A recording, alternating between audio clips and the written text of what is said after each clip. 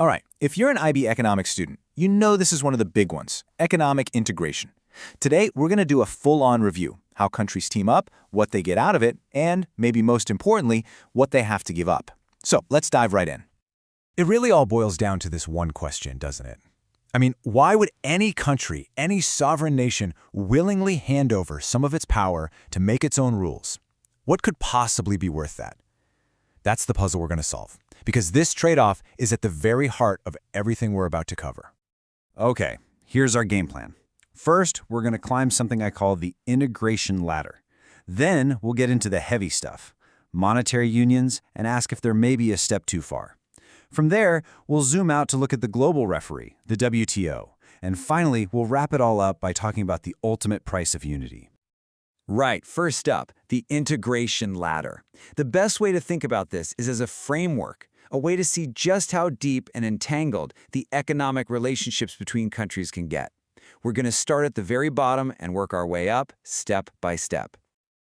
So before we start climbing, let's just make sure we're all on the same page. What even is economic integration? Well, simply put, it's the process where countries get economically cozier. They start tearing down the walls between their economies, things like tariffs and regulations, to act more like one big single economic unit. And this is it. This is the ladder. This diagram is your best friend for this topic. It goes all the way from these simple preferential deals up to complete total integration. Now, for your exams, you really need to nail these key middle rungs: free trade areas, customs unions, and common markets. So let's start with that first big one. Okay, the first major step up is the free trade area, or FTA. This is probably the most common type of economic bloc you'll see out there. The deal is simple. All the countries in the club agree to scrap tariffs and quotas on each other's goods. But, and this is the critical part to remember, each country gets to keep its own separate trade policies for every other country outside the club. And if you want a perfect real-world example, look no further than the USMCA, the deal that replaced NAFTA. The US, Mexico, and Canada can trade tons of stuff back and forth with zero tariffs. But the US might have one set of tariffs for cars from Germany, while Canada has a completely different set. They're a team on the inside, but individuals on the outside.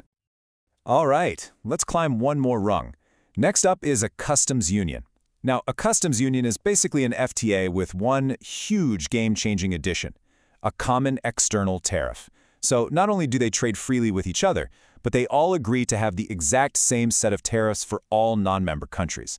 Now they're acting as a single unified bloc to the rest of the world. And we keep going up. After the customs union, you get to a common market.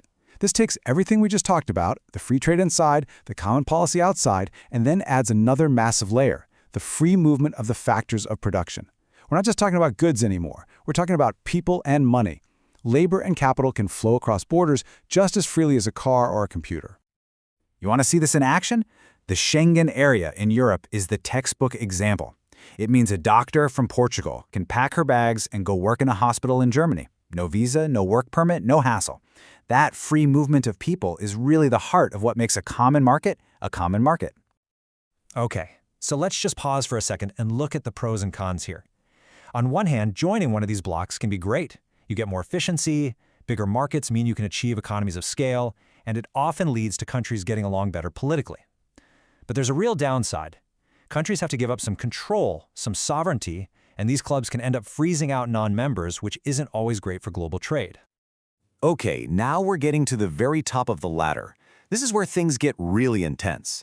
This is where countries don't just trade goods and let people move freely. They decide to share the same money. It's a massive commitment, and it really makes you ask the question, is it a step too far? So, a monetary union, it's pretty much what it sounds like.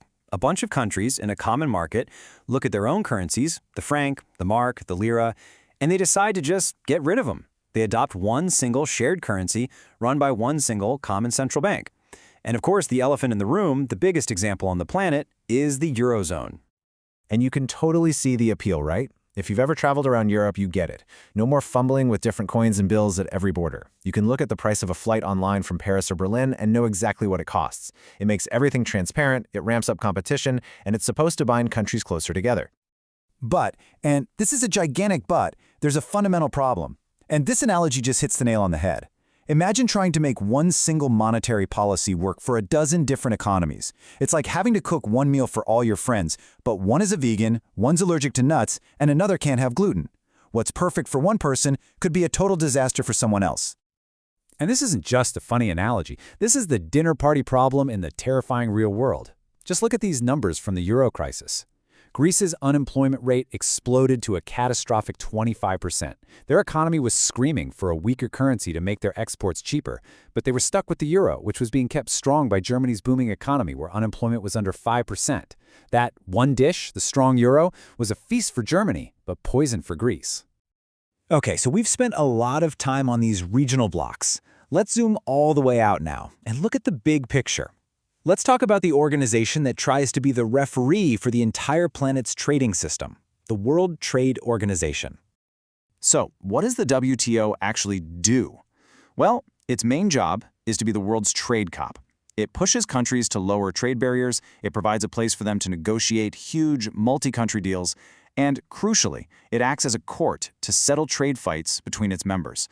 The whole goal is to make global trade more open, predictable, and fair for everyone. But the WTO is definitely not without its critics. It gets a ton of heat. Some people argue it's undemocratic, saying its rulings can force a country to change its own laws. And there's a really common critique that its rules tend to favor the big, wealthy countries and multinational corporations, while developing nations struggle to compete, especially in areas like agriculture. And that brings us to the end. After climbing that whole ladder and looking at the global rules, we can really boil this entire complex topic down to one single fundamental choice that every country has to face. And here it is. This is the key takeaway, the thing you have to remember. Every single step up that ladder of integration involves this one core trade-off. Countries get amazing economic benefits, bigger markets, more growth, greater efficiency. But they buy those benefits by giving up a piece of their national sovereignty, a little bit of control over their own destiny. That is the price of unity.